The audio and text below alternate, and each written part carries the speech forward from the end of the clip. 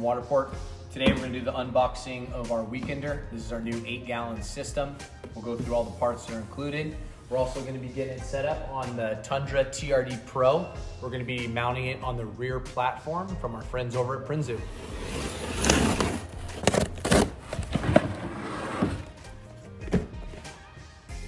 All right, now that you open your box, we'll start going over everything that's included.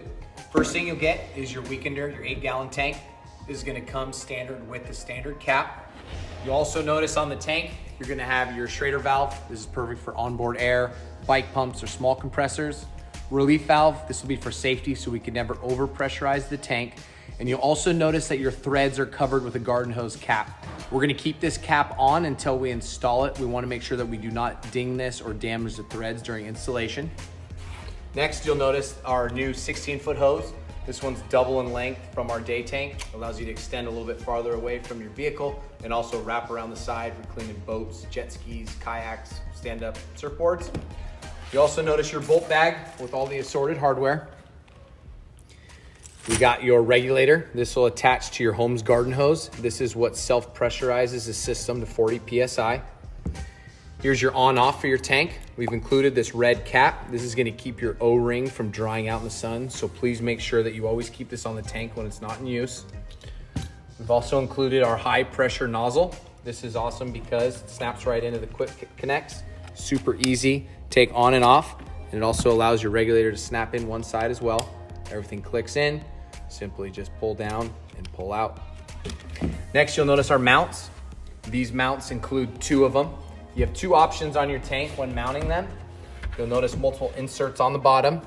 They allow you to mount parallel with your vehicle, with your tank. You can also mount them sideways as well. And it also gives you the option to move them forward and back depending on the mounting location of your vehicle. Today, we're gonna mount them vertical with the tank. This is gonna be perfect with the Prinsu. It's gonna allow us to put their bolts on each side and actually slide them in, and then we can adjust it according to the length of the crossbars. All right, now that we're gonna begin installing the bracket on the tank, we recommend laying out all the bolts together. This will help you identify which one goes to which and make it a little easier when we get into the installation. All right guys, now that we're ready installed on the truck, we've measured the bolts on the back of the tank and they're 31 inches. So this will kind of give us an idea for the placement. So today we're gonna be doing it on the rear Prinsu mount. So today we're gonna use the front and back 4 bolts. Depending on the length, if you're a little bit shorter, you can always bring the mounts in. But today we're gonna use the farthest points and we're gonna go to around 31. Again, the slots in the mounts are gonna allow us to move the tank back and forth, but this will give you a good idea for placement. So now that we've done a complete measure, we're positive 31 meets both these brackets, we're ready to install. All right, now that we measured 31 inches on the rack, we're just gonna double check. Again, we're gonna be using this 4 and this 4. So again, depending on where your mount is, you can move this forward or back. So let's just measure one more time just to be sure. So middle to middle, we're at 31. But today we're gonna use the feet. So we're gonna be mounting it just like this. Again, if you need to move this forward or back, depending on your mounting location, that's fine. Just go ahead and measure to be sure. When we're good with that, we'll go ahead and remove these. And we're gonna start with the rubber bonded washers. Again, these are really nice because it's gonna help with vibration. It's gonna give us a really nice tight fit.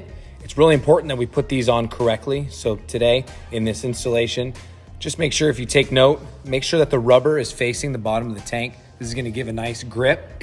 And as the tank pressurizes, they'll be able to move very slightly. All right, now that your washers are in place, you can go ahead and set the mount on top. Go ahead and line that up gently. You wanna make sure that these washers do not move. Go ahead and grab your 5/16 bolt. We're gonna be using a lock washer first. And then we'll go ahead and use one of the larger washers. There's gonna be 8 of these. We'll go ahead and install all 4 on this side. Once those are hand tight, go ahead and take a 3/16 Allen key and tighten them down. One thing to be sure is make sure that it's even. Again, if you need to slide it back and forth, now's the time to do so before you tighten it up. So we'll make sure we're right in the middle. Looks nice and even. Go ahead and tighten these up.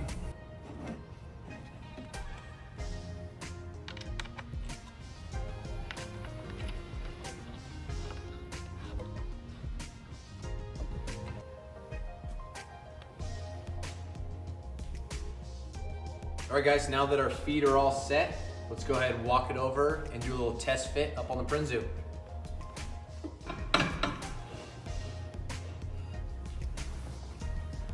All right guys, now that we got it up, let's go ahead and do a little test fit. We want to make sure that the bracket has a crossbar in the middle. This is going to give us the best support. All right, now that we know where our tank is going to be positioned on our vehicle, we can go ahead and put in our carriage bolts. Go ahead and slide it in. You can lift up on your tank. Go ahead and drop that down. We're going to do this to all 4 sides. We'll preset them first. Take your washer, drop that on. Go ahead and hand tight your lock nut. I'm gonna go over to our opposite side, slide it in, do that as well.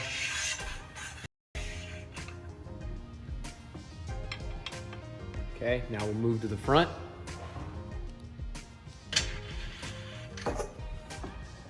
All right, now that we got them all hand tight, this will be the last time where you can make any minor adjustments on your tank. This will allow you to slide it left to right.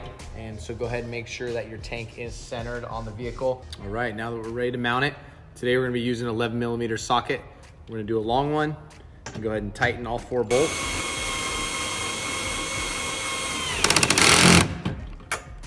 Bolts are tightened. Just grab your tank, give it the wiggle test.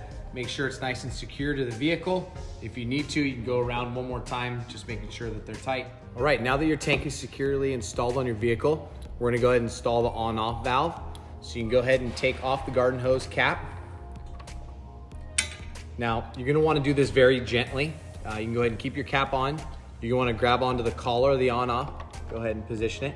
Do it real lightly so you know that all the threads are catching. And by doing it lightly, this will reduce the chance of cross-threading. So go ahead and just do it hand tight until it's on there. Go ahead and take the on-off valve and twist up. We're gonna position this up so that way it's away from everything, really easy to get to. And then go ahead and grab this collar, give it a nice tighten. We don't need to over tighten this, we just need to make sure that the washer is secure. Once we're confident we like the positioning, good to go. You can go ahead and take the little sticker that we put as a reminder to install this last and peel this off your tank, and you're ready to use your new weekender.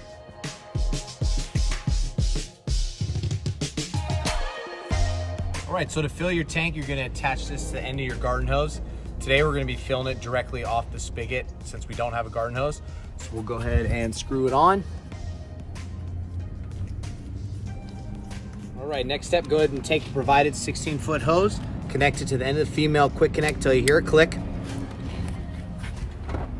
Go ahead and remove the cap on your on-off valve. Plug this directly into the tank. All right, now you're ready to begin filling. First step, you're gonna turn your regulator to the on position.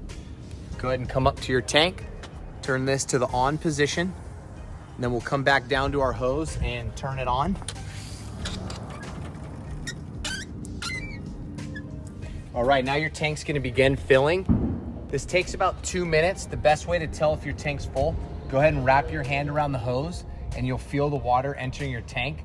When your tanks reach 40 PSI, it'll automatically stop and you can feel it back off on your hose. And this is how you know it'll be full.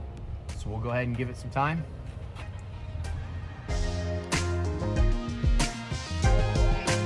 All right, it's been about 2.5 minutes. We've noticed that the water's backed off in our hose.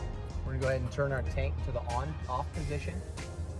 Come down here, turn our garden hose to the off position. Go ahead and pull back on your quick connect. This will drain any water. Go ahead and pull off on here. Go ahead and hold your hose up. This will drain all the water inside. This can now be stored in your vehicle. Coils up. We'll go ahead and take the red cap, throw it back onto the tank. Your tank's now pressurized. All right guys, now that it's all plugged in and pressurized, you're ready to begin to rinse. We'll just show you on jet mode. You're looking at about 50 feet.